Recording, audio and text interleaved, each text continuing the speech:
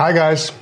Shooting with a wide-angle lens can be really cool in some cases, especially like in landscape. You know, you see a lot, there's a lot in the frame, and if you compose it properly, you know, all the elements kind of align to each other, and you know, it can pack a punch. But wide angle can also be extremely boring and distorted and just stupid if you don't know how to do it. And in this video I'm going to give you a few advice on what to keep in mind when you're shooting wide, not just landscape, but just photography.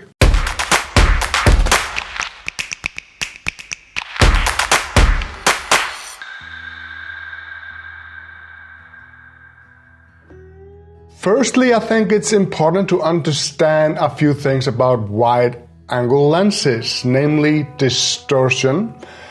And the purpose is, you know, you have a lot in the frame, and it's very good for storytelling, for example. You know, it gives context. And the best way I can think of to demonstrate this is with a simple headshot of yours truly. So here you can see my pretty face at 16 millimeters, pretty wide. And as for storytelling goes, it is, you know, it shows where I am. You know, you can see cameras, and there's a computer screen and stuff, you know. It gives away what I'm doing here in this basement, and it kind of gives a cool atmosphere. But it's very distorted. My face looks even weirder than it does usually. And if you see the computer screen there on the left, it's very stretchy. So as further I go away from the lens, the face will look less distorted. But the whole point would be here to have a strong foreground, to have something in the foreground, and then show the background, you know, to show context.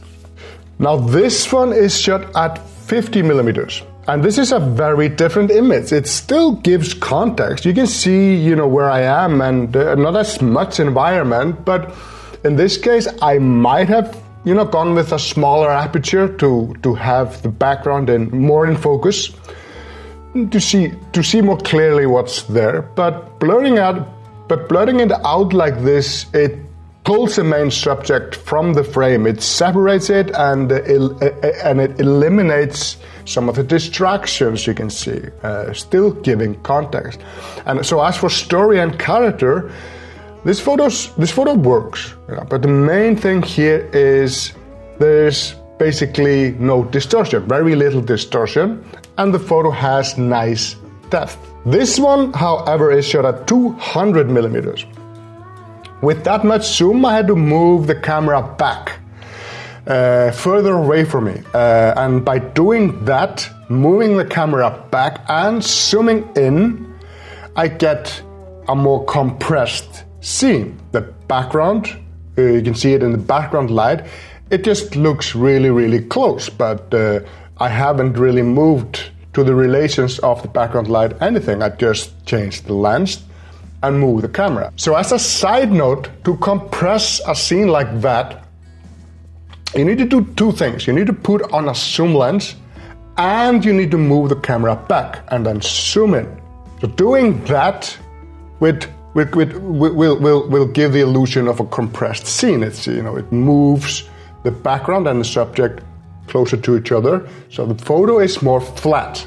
And that's kind of the problem with this photo. It's very flat, and the depth is gone.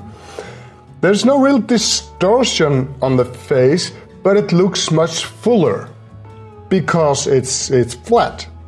And for storytelling, I don't know. There's no context here. It's just a simple headshot. Although, given that some people's faces can tell a story just by looking at the face, in this case, not so much. But it can be cool. The headshots like this can be cool, and it can give interesting characteristics if, you know, depending on your background and your pose, I guess.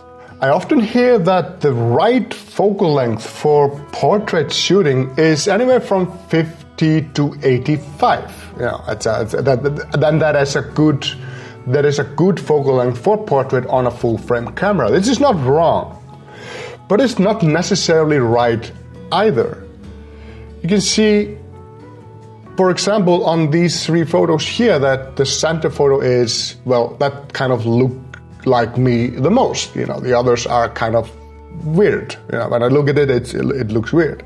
But often a photographer will use a certain focal length or some lens to enhance or hide some features in his subject. So it's not about right or wrong lenses. It's kind of like, you know, when I hear that, it's like, experiment with your lenses and see what characteristics they give.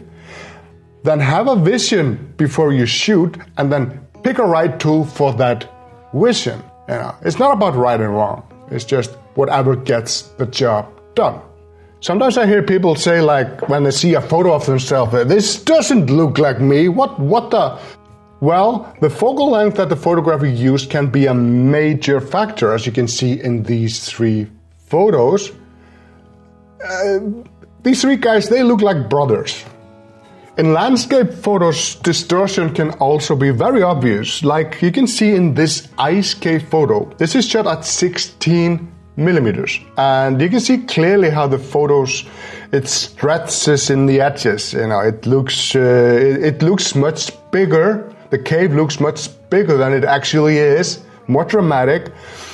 And you can see, but it's abstract, so it really doesn't matter until you see the photograph there on the right. It looks like a combination of a snake and human. It's just very stretchy and weird. So this is what a wide-angle lens does. As opposed to here, I'm at 30 millimeters. It's still wide-ish, you know, but the distortion is mostly gone. The girl looks natural. The cave is smaller, you know, it basically looks what it looked like when I was standing there. Unlike this photo, this just looks so much bigger than it actually was. Because landscape can be so abstract, it is very common to see a photographer putting a person in the frame to show scale, you know, so you can, because the brain knows the size of a person. So if you put it in the context with the environment, you get scale. But when you're shooting with a wide-angle lens, it doesn't necessarily give you the right scale. It really depends on where you put the person in context with the background or the foreground or whatever you're doing. The placement is key. So, for example, if the person is close to you and the background is far, even you have a huge mountain, the mountain is going to look small.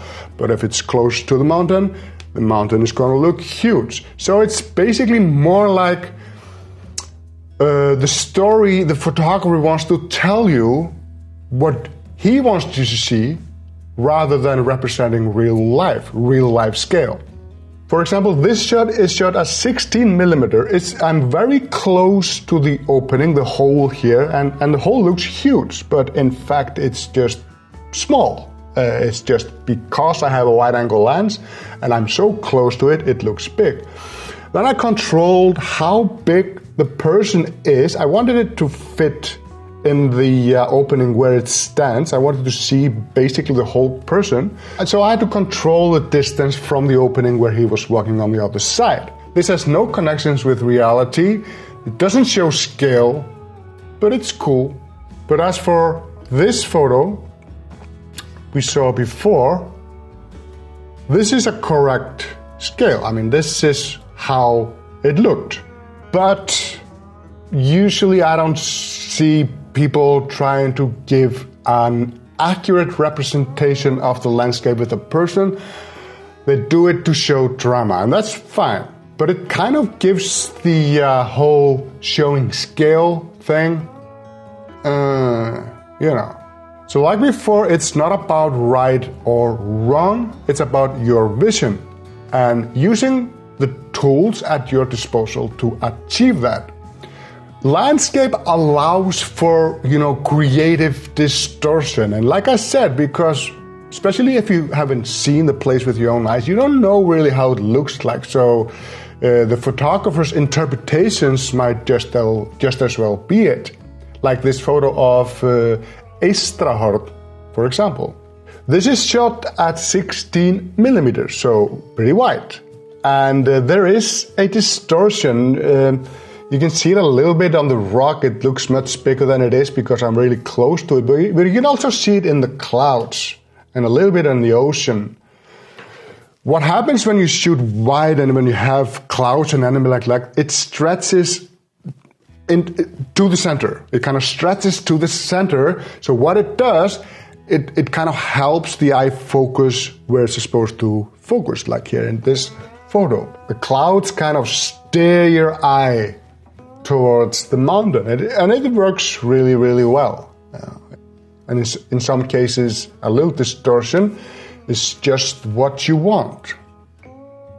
If you tilt the camera, if you point it upwards or downwards, this changes the whole game. It can make mountains or buildings look taller and smaller, but it also gives a pyramid effect or a reverse pyramid effect. So it creates distortion. What you want usually is to keep the back straight, but that's not always an option. Like in this photo, when you're shooting architecture, you want your straight line to be straight, and this is not it. But when I'm standing at ground level, I have no options. I cannot fly to the center of the building and shoot, so I have to point my camera upwards. If I don't have a tilt shift lens, which is a different story. Let's just say we don't have that. So if you don't have that, we can actually straighten the lines in post, like here. So we go from this to this, which is kind of nice. But you can see the white corners here. This is because I straighten the line in post. So what it does, it just straightens the line, but it's gonna the real estate of the photo is gonna suffer. It's gonna clip off the photo somewhere. So what you need to keep in mind when you're shooting wide and you want straight lines and you have to tilt your camera, shoot it wide enough. Leave a lot of space in the edges so it has space to be able to correct the photo. In this case, I wanted this. This was my vision. So for that, this was wide enough. But if I wanted to show the building in respect to street life and stuff like that, I would have needed to go a little wider, include more stuff. And finally, I'm gonna mention composition briefly. I'm not gonna go deep into that, but I'm gonna add links to composition videos I made already in the description. Now look at this photo. It's not very interesting, not at all. It's kind of bad actually. But without really moving, just changing the camera angle slightly and try to get better timing, I get this. Now, if you look past the fact that this photo is edited and the other is not, I'm standing on the same place. It's just slight camera movements, and those photos are shot just a few minutes apart. I'm using the same pieces of ice, but there's a massive, massive difference. Look at here. You see the eyes, it's the same eyes, but the angle and the timing is off. And here I have the angle and timing for me really nice. Using the wide angle to create a strong foreground, and which kind of then leads me, it gives like this triangular shape out to the ocean. I really like this photo. So the difference between this photo and this photo, there's a creative gap. And your job to improve as a photographer is try to close that gap. Try to get more of this and less of this. So I hope this video was informative and it gave you some idea what to have in mind when you use a wide angle lens. This is not like a video which teaches you composition. I have another video for that, but I might also add to that later. But it kind of gives you an idea what to avoid when you're using a wide angle lens. Thank you for watching. Hope you enjoyed it. Goodbye.